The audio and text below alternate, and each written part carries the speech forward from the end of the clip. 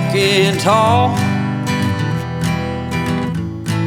Some days I got no use for it all.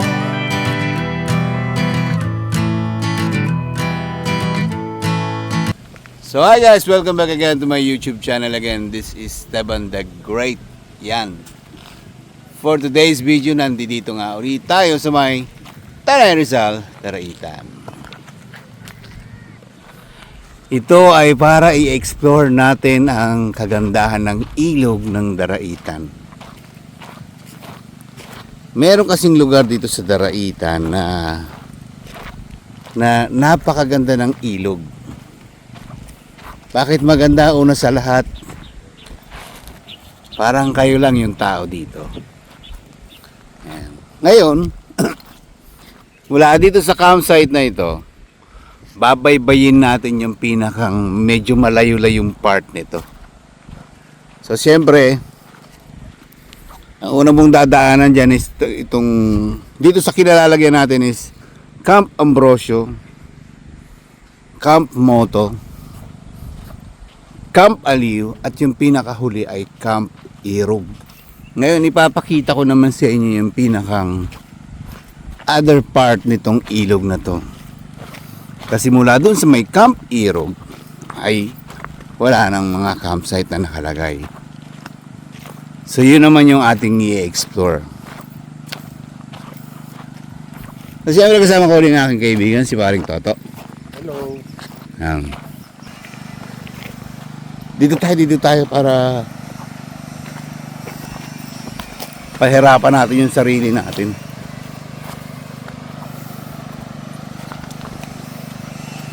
Yan, sa totoo lang, pag binaybay mo tong ilog na to, medyo talagang expected mo mabato. Yan. Iyan, bigyan ko kayo ng idea bakit mayroong kurbada dyan. Yan ay personal na ginagawa ng mga lokal dito para dun sa mga nagwa-water tubing activity. Pansinin nyo, parang wild dribble. Tara nga, puntahan nga natin yung pare ko. Tara.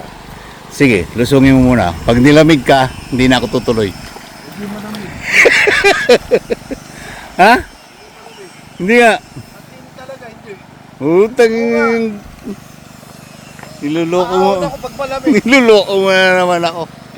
Hindi kasi pa man din akong palaligo ng ilog. Ay puta mo yung cellphone ko. Wala nga, ilublo pa mo lang. Hindi, mahirapan ako maglakad. Kailangan tuyo eh. Mamaya na. Ha? Halika na. Hindi, punta ka lang doon pare ko. Yan, punta ka lang. Explain ko lang.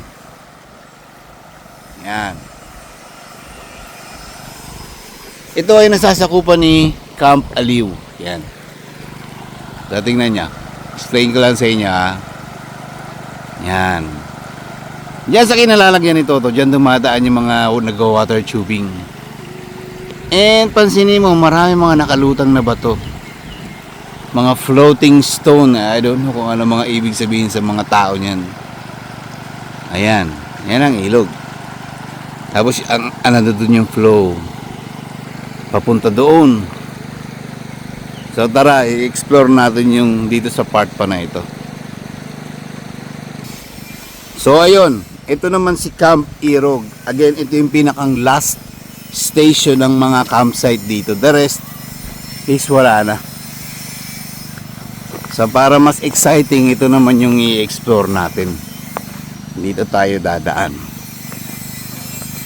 At aabutin natin kung ano ang meron sa likod ng bundok na yan. Siyempre, para meron kayong idea kung ano pa ba yung other spot dito sa bundok na to. By the way, yung bundok na yan ay Sierra Madre Mountain yan, ha? At yan ay ang sinasabing nagliligtas sa atin tuwing may bagyo.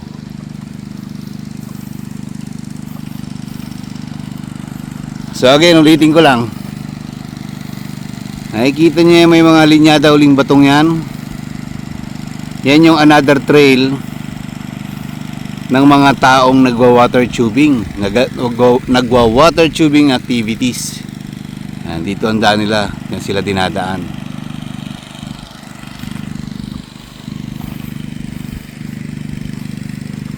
Siya tara, tuloy tayong lumakad. Diretso ba kayo? Tayo pinapakriber. Actually, ang diretsuhan na kasi nito, Tinipak River na. Ay papunta ng Tinipak River. Pero ito na yan. Meron na, gulong ha. Meron na. May gulong kasi may nag-ano rito pare ko. May ang tawag nga? ATV? May nag-ATV activity rito. Sino meron dito? Meron. 500 every 30 minutes. Kaya may trail siya na daanan ng mga ATV. Yung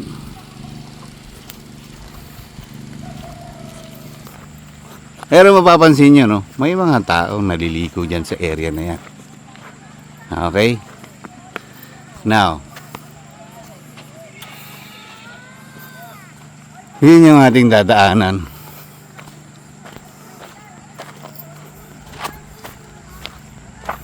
Ewan ko lang kung mga lokal na lang rin dito yan.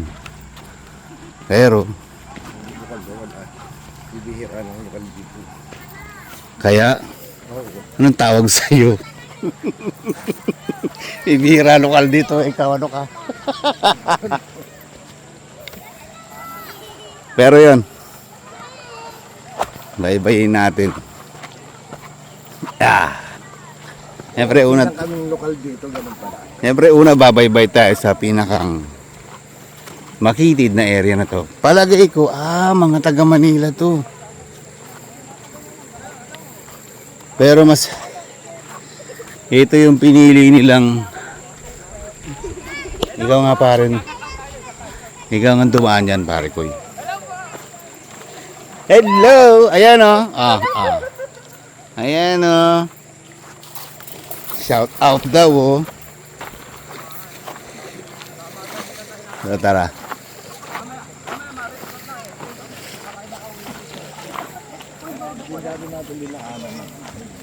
Alin? Tara. Hello po. Ayun o, shout out o. Sir, taga saan kayo? Ay, taga Tanay, mga hane. Tara. Sige ba, salamat. Daranak lang po kami. Aba. Boring po kami sa Daranak eh. Boring na ba sa Daranak? Nanawa na po, nanawa. Nanawa na. Aroko. Sobrang lamig. Sakto lang. Sige sir, salamat. Po, sir. Ingat po. Pandesal lang. Ano lang, Ambrosio River Camp lang po, itong page na to.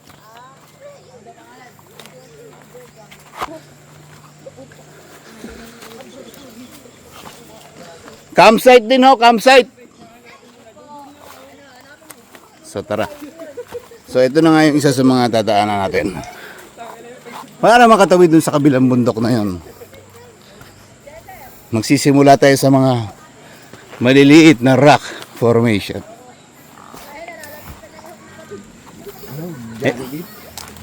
Ano? Ito masaya. Dadaan ka sa ilog na yan. Daan ka nga dyan pare ko eh. Oh, ha? Aha. Sandali pa saan yan? Wala lang, dito lang. Hindi siguro. Kaya, May kamot doon. Ayun, may bakod eh. saan? Bakod sila, yun eh. Siguro may ano sila. Diretso ka ba? Matibay ba yung kawayan? Hindi talaga. Ayop ka, tumalon-talon ka pa.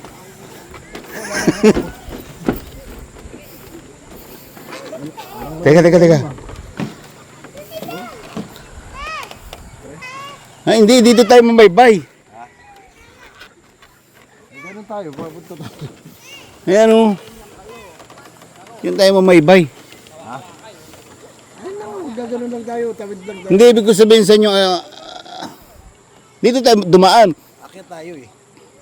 Ha? Pag dyan tayo, akyat. Kaya nga ni, may trail ba? May trail, may dadaanan. Ha? Lagay ko meron yan. Ito ang dadaan mo hagdan. Utang ina, huwag ka malikot. Malaglag pa tayo. Dala kong camera. Halika, dito tayo dumaan. Saan? Tara, dito tayo dumaan. Tara na.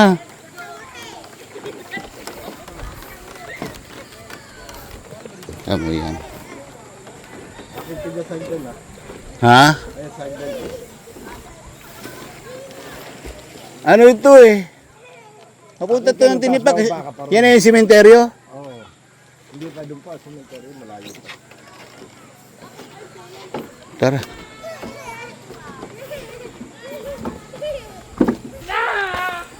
Tara.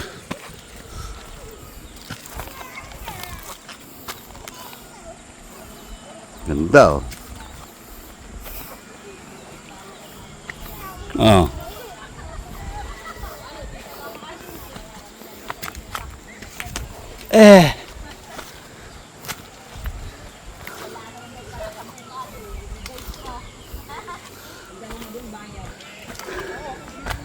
Siya, dito nga yan. Nanay, magandang hapon po. Ari ba kayo patinipak? May bantay pa ba doon? Ha? Diretso kayo. Pero ito na yan, patinipak ano? Oo naman. Ay siya. Diretso lang yung kalsadang iyan. Wala kayo pera, puro na lang kayo bayad. Sabihin niyo. Ah, Mga bunto na ngayon ang mga ng kulang. puro bayad pa rito, tay? Ah. Ano lang, biyernes hanggang sa linggo. Ay, ganun ha. Salamat po. Both sides, Ah. parking, penalty, right, and so on. Kailangan dito tayo sa tabing ilog talaga mismo. Para may thrill. May ano pa tayo bantay.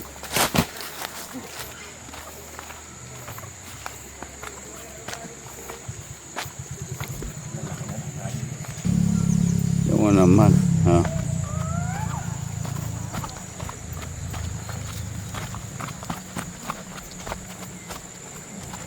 Aray.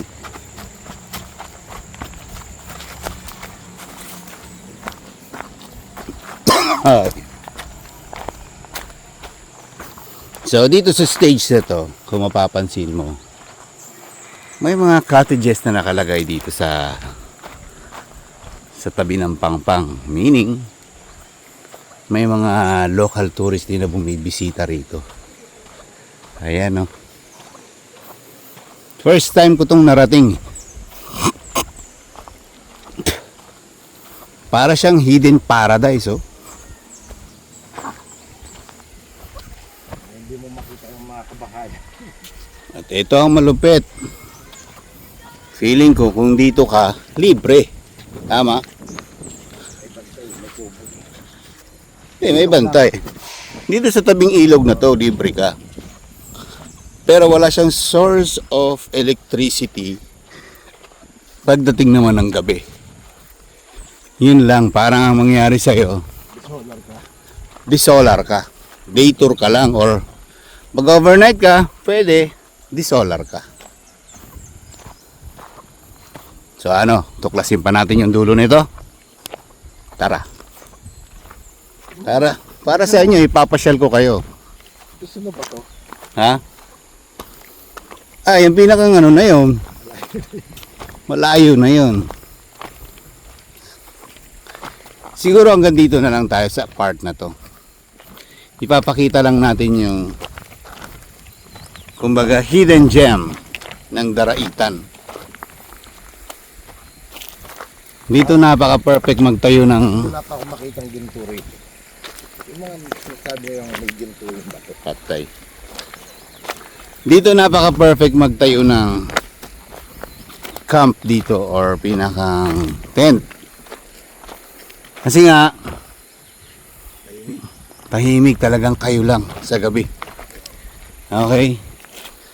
Palibot ng bundok, oh, Sierra Madre Mountain yan, oh. And again, wala nang ibang tao rito, kayo lang. May mga rock formation.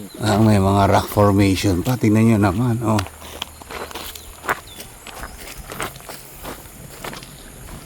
Hanggang dyan na lang tayo sa may mga malalaking bato na yan.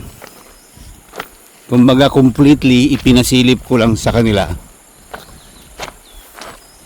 Kumbaga completely ipinasilip ko lang sa inyo kung ano yung mga susunod after the campsite ng Daraitan.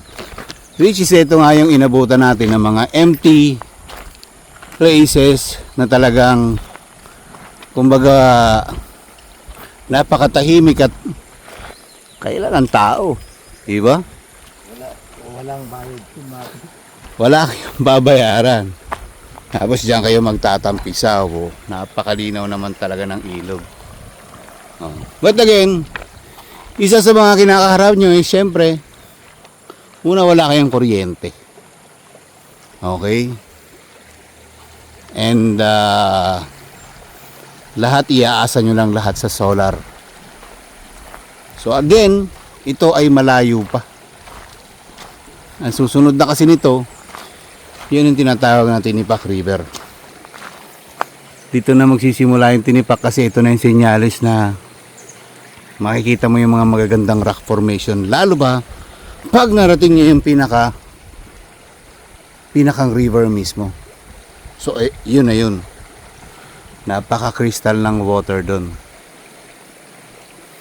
So, kung babaybayin pa kasi natin to or kayo, kung nag-explore kayo, mangyayari sa inyo yan, dito kayo, mamamaybay kayo sa mga bato na yan. Expect nyo na mababasa talaga kayo. So yun guys, no? Paano? Hindi ko na masyadong papahabain ng vlog na ito. I hope na nag-enjoy kayo at nalaman nyo yung other side ng Daraitan na meron ng spot na ganito. But again, walang kuryente. So hindi ko na masyadong papahabain.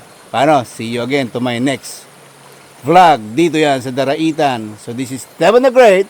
Bye and God bless.